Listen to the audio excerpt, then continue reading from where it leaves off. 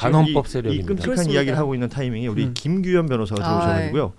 끔찍한 타이밍에 등장했습니다. 네. 시기가 좀 중요해요. 이게 예. 벌써 얘기가 그 취임 초부터 이런 얘기를 그러니까요. 했다는 거거든요. 예. 11월 달이니까 자기가 집권하고 한 반년도 채 6개월? 안 되어서 그런 얘기를 하면서 실제로 구상까지 했고 그것을 실천하기 위해서 김용현이 나중에 국방부 장관이 되고 이런 사실 시중에 떠돌던 어떤 얘기들이 지금 다 맞다라는 거예요. 그러니까. 사실 아니길 바랬는데. 그러니까 이게 뭐 얼마나 무모하냐 그리고 뭐 이게 진짜 말도 안 되는 생각을 했느냐라는 것도 얘기가 있지만 일단 기본적으로 굉장히 폭력적입니다. 그렇죠. 그 폭력적인 어떤 행태가 드러나는 게 어제 재판에서도 나왔는데 경호처의 경호정보부장이었던 김모 부장이 증인으로 나왔어요. 그러니까 지난 1월에 그러니까 공수처 체포영장 집행하려고 할 때 계속 경호처는 그 안에서 막는 어떤 과정들이 있었지 않습니까?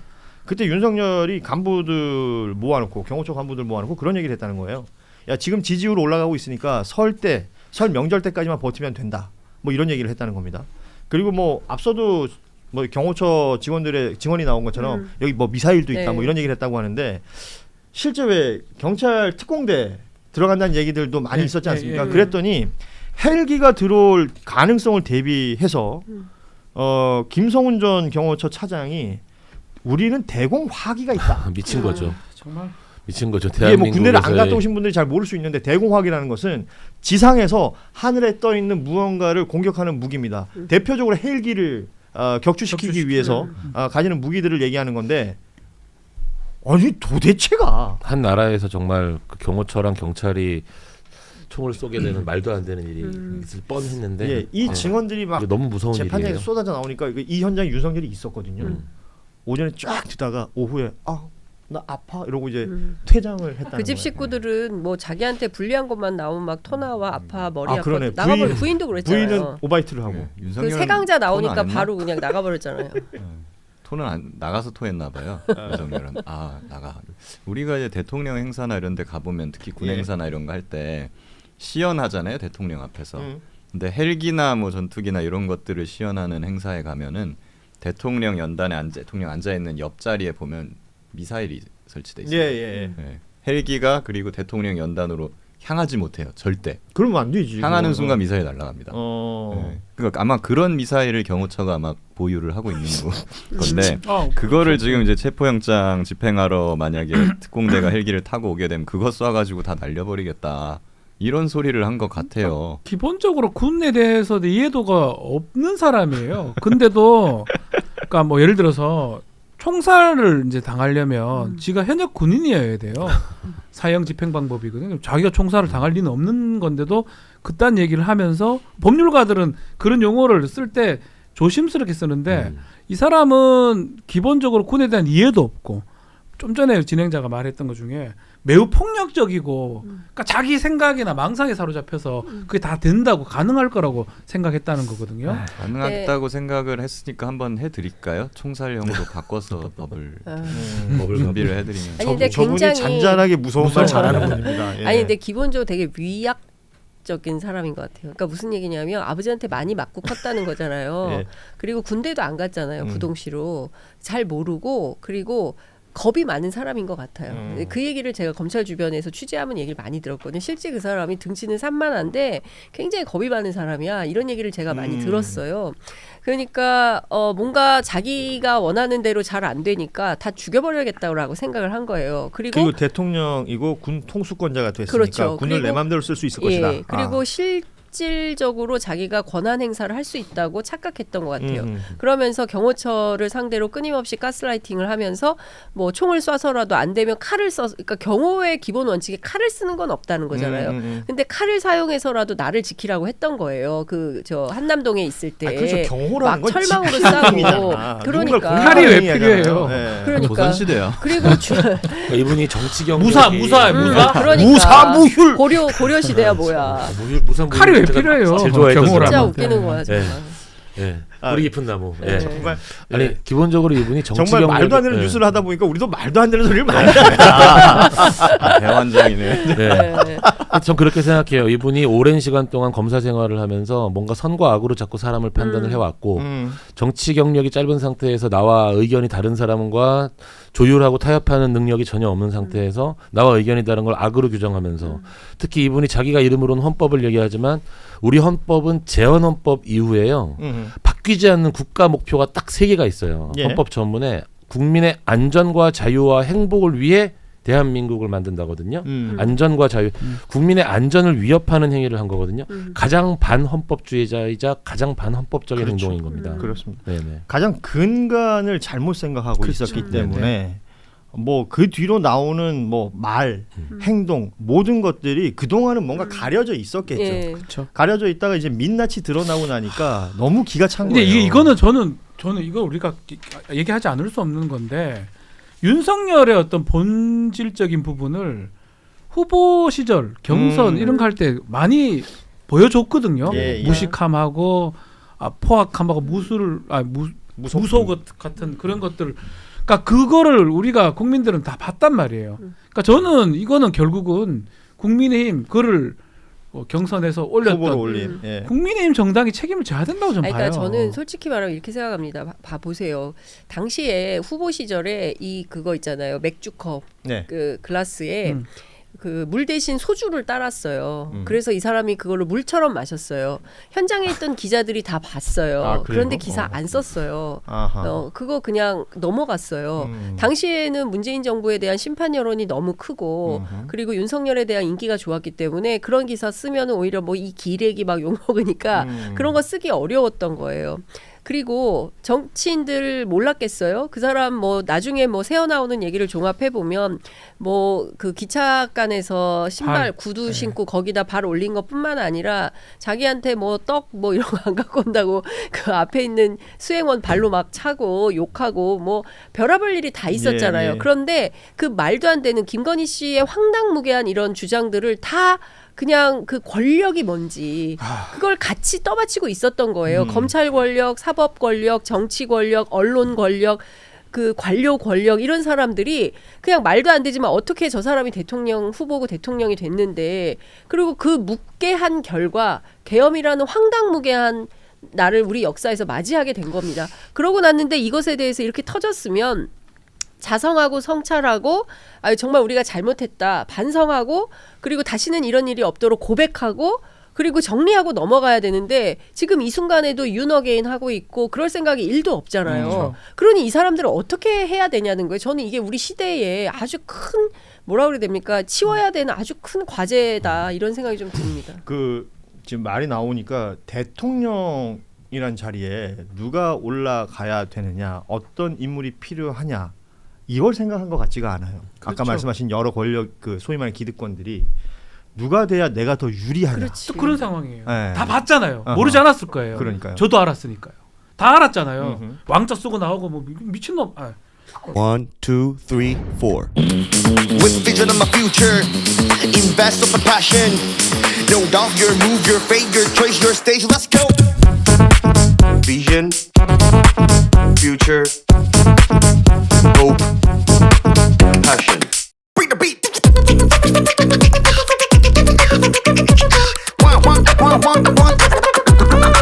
내시경 내일이 먼저 시작되는 경기. 많이 듣지? 저 이사 정상적인 놈이래. 하여튼 그럴 거라고 생각했는데도 불구하고 지금 언론이라든지 어떤 기득권 집단들이 상관없는 거예요. 누가 되든지 국가가 어떻게 되든지 국민이 어떻게 되든지 그런 어떤 저는 그런 책임을 아직까지 말씀대로 윤호경 하면서 헛소리를 하고 돌아다니잖아요. 보수들도 마찬가지고. 아니 그 말도 안 되는 뇌물을 다 갖다 바치잖아요. 그거 주면 안 되잖아요. 학교 선생님들은 요구르트병 하나 그래요. 케이크 한 조각 받는 것에 대해서 야 이거 큰일 나 김영란법 위반이야.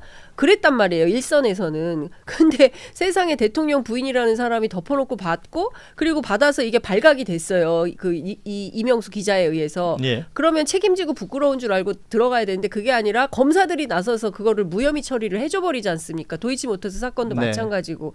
도대체 이 우리 역사에서 이 황당무계한 사건을 모두가 다 제가 보기엔 공범인 거예요. 그러네요. 근데 사실은 그 기회가 없었던 건 아닌 것 같아요. 저는 왜냐하면 후보 시절부터 그 언론의 주요 역할 중에 이제 전국 단위 선거, 특히 대권 같은 경우, 대선 같은 경우는 후보 검증에 그 일종의 의무가 있지 않습니까? 그렇습니다. 언론에. 저는 해야 된다고 봅니다. 그래서 후보 검증을 위해서 이런저런 그 의혹들을 제기했어요. 그랬더니 어떻게 됐습니까? 명예훼손으로 압수수색 고소당했어요. 그러니까요. 언론을 명예훼손으로 고소하는 경우들이 그러니까 후보 검증을 했다는 이유. 맞아요. 그러니까 이런 일들이 벌어졌는데도 우리 사회가 사실은 너무 평온했습니다. 그냥 넘어갔어요. 그러니까 이런 것들이 이제는 우리가 한번 겪었고 학습을 했기 때문에 반복돼서는 안 되겠다라는 생각을 일단 하면서 다음 뉴스로 가기 전에 시간 관계상 우리 김정환 변호사가 이제 뒤에 수업이 있는 거죠. 네, 수업. 예. 학생들 만나러 가셔야 되는데 아이고. 예. 조심히 들어가세요. 교수님. 고생하셨습니다. 자, 그리고 지금 얘기 나온 것을 좀 이어서 좀 가보겠습니다. 윤석열이라는 인물을 대통령 후보로 만들었던 국민의힘이라는 정당에 대한 이야기인데요. 장동혁 대표가 뭐 그런 얘기했죠. 뭐 전광훈이 됐건, 뭐 황교안이 됐건, 우리와 함께해서 뭐 이번에 정치 활동 같이 해야 된다라는 취지의 발언을 한 바가 있습니다. 그 이후에 나경원 의원이요. 우리 당 후보를 지지한다는 것을 당신들은 윤핵인 부정선거니까 안 된다고 우리가 내칠 필요는 없는 것 아니냐 이런 말을 했다는 겁니다. 말하자면 장동혁 대표가 한 말에 뜻을 같이 한다라는 취지로 해석이 되는데 이 사람 싫다 저 사람 싫다 이쪽은 너무 오른쪽이다 이쪽은 어떻다 하면 우리가 이길 수 없다라는 말을 라디오에 출연을 해서 했어요. 그러니까 소위 말하는 이제 극우까지도 함께 하자라는 얘기에 나경원 의원도 힘을 보태는 것 같은데 어떻게 그러니까 평가하세요? 극우라고 저는 보기도 어렵고 이 사람들 오늘 그 얘기가 그 얘기잖아요. 반헌법 세력들이에요. 그러니까 그거를 정치 집단이 그래도 뭐 저는 국민의힘인 107석을 갖고 있는 야당인 일례 야당인데 지금은 반헌법 세력하고 같이 하겠다고 한다는 거는 저는 사실 납득이 안 되거든요. 이걸 갖고 극우라고 할 수 있나요? 장동영, 나경원 같은 사람들이 결국은 반헌법 세력이 되겠다라는 것처럼 들려집니다. 예. 뭐 그렇다면 이제 우리는 이제 헌법적으로 방어적 민주주의 이렇게 표현하는데 이런 사람들하고 정치 기성 정치인으로 할 수 있을지 저는 이제는 의문스러워요, 사실은. 사실 이런 생각이 계속 자라나가지고 일제 시대가 온 거 아니에요? 네. 아예 그냥 외국이랑도 힘을 합치겠다고 해보죠. 뭐. 그럼 되는 거 아니겠습니까? 그러니까 실제로 그 필요할 때는 우리 그 온 국민들이 불안에 떨었던 게 후쿠시마 오염수 건이 있었잖아요. 그때 정부가 괜찮다 그러니까 박진 당시 외교부 장관이었죠. 우리가 이제 컵 반 물 채워놨으니 나머지는 일본이 채울 거다. 그들의 선의에 기대서 무언가를 하는 것처럼 얘기하고 뭐 지금 다른 형태로 논란이 더 많이 되고 있는 사람입니다만 김영선 전 의원은 물 먹었죠. 노량진에서 그 수조에 담겨 있는 그 물을 이렇게 먹으면서 괜찮다. 뭐 이런 얘기를 했던 거 우리 다 기억하고 있잖아요. 먹었죠. 그분 요즘 재판 받고 있는데 거기 가보면 그때 그물 먹어서 지금 사람이 이렇게 됐구나라는 걸 보실 수 있어요. 그게 건강이 되게 안 좋은가 보죠. 뭐 똥물이죠. 그렇고 지금 말하는 거를 이해할 수가 없어요. 무슨 말을 하는지. 그래요. 근데 그 국민의힘 내부 취재를 해보면 어떤 얘기들이 있냐면 자기들도 알아요. 이렇게 가면 안 된다는 거. 예. 그런데 지금 아무도 없는 거예요. 그러니까 국민의힘과 함께하겠다는 세력이 없어요. 그러니까 이제 그럼 나경원 의원의 이 말은 네. 그 세력이라도 합쳐야지 우리가 이긴다라는 거잖아요. 아니 이긴다라는 생각보다 이길 생각은 이기고 싶지만 그거는 불가하다는 생각은 하고 있어요. 그런데 최소한이라도 세력화를 하려면 이런 사람들이라도 밑받침이 되어야 된다. 중도는 이미 국민의힘을 떠난 지 오래됐어요. 그러니까 중도가 돌아오려면 한참 바뀌어야 되는데 지금 이 사람들의 정치 행위를 보면 중도가 어떻게 부정선거 다 떠나서 부정선거를 어떻게 지지할 수가 있겠습니까? 그런데 우리가 황교안이다, 우리가 이진숙이다, 이건 우리가 부정선거다로 가는 거거든요. 그렇기 때문에 이미 상식을 그 실종한 상태다. 그러니까 정상적인 정치 집단으로서의 행동은 못하는 지경에 이르른 것이고 이렇게 스스로 소수화 전략을 선택한 겁니다. 바뀌려면 그런데 자기들이 나가야죠. 그렇죠. 그런데 이 상황에서 국민의힘은 늘 수도권과 영남의 온도 차이가 커요. 근데 영남은 관심이 없어요. 어차피 뭘 해도 자기들이 이기는 판이고 총선은 아직 많이 남았습니다. 그러니까 뭐 장동혁이 뭘 하든 뭐 나경원이 뭐라고 하든 별로 관심이 없어요. 근데 수도권에 있는 사람들은 지금 부글부글하죠. 저렇게 하면 내년에 일단 기초 선거를 해야 되잖아요. 물론 그 뭐 서울은 우리가 한번 해볼 만하다, 오세훈으로 돌파 가능하다 이런 그 생각을 갖고 있지만 그거는 지금 앞으로 남은 7개월 동안 그 민주당이 어떤 선거 전략을 짜느냐에 따라서 완전히 또 달라지는 거거든요. 그런데 이제 이런 오판을 하고 있는 겁니다. 근데 그럼에도 불구하고 끊임없이 부정선거의 끝을 붙잡고 정치를 한다고 하니 제가 보기에는 미래는 없다. 그러니까 그 지자체장들은 달라요. 약간 수도권에 그렇죠. 답답하죠. 지금 인천시장 같은 사람 네네. 미쳐버리죠. 유정복 시장은 이제 국민의힘 소속이니까. 미치는 거예요. 미치는 거예요. 좀 뭐 헛소리 계속 하고 있으니까 아마 지자체장 뭐 저는 충청도 쪽에도 다 국민의힘 지자체장들도 마찬가지로 보거든요. 대구 경북 빼고는 지금 다 아무도 먹히지 않는데 그냥 글로 돌아가려고 하는 모습이에요, 사실은. 아니 그 아까 우리 박준 변호사가 이제 100석이 넘는 의석을 가지고 있는 대한민국 제1야당 아니에요. 근데 이 야당이 야당으로서의 어떤 정치력을 보여주는 모습들은 뉴스를 통해서 우리가 거의 만날 수가 본 적이 없는데 없습니다. 최근에. 나오는 뉴스들 보면 뭐 최근에는 그 미디어 대변인이라는 박민영 대변인이 그 같은 당 소속의 김예지 의원 관련해서 했던 그 막말, 그게 한 유튜브 채널에 나가서 했던 말이고 여기에 대해서도 뭔가 단호한 조치를 취하는 모습을 보이지 않습니다. 오히려 뭐 김민수 최고위원 이런 사람들은 두둔하는 발언을 하고 있고 장동혁 대표도 모르겠어요. 엄중 경고라고 하면서 그 취지를 인재는 지켜야 된다라는 취지로 얘기를 했단 말이에요. 그랬더니 김예지 의원이 동의하기 어렵다라고 얘기를 하고 있습니다. 아까 말씀 주셨던 게 이제 우리나라 기득권들은 진짜 누가 대통령이 되어야 할까를 생각하는 게 아니라 나에게 누가 나에게 유리하냐, 누가 되는 게 그런 생각을 지금 이 사람들이 하고 있는 겁니다. 뭐 선거 이기려면 곧 제대로 된 사람 나오려면은 중도층이나 이제 합리적인 사람들을 하는 사람 표를 끌어와야 될 텐데 그런 사람 들어오려면 내가 나가야 되거든.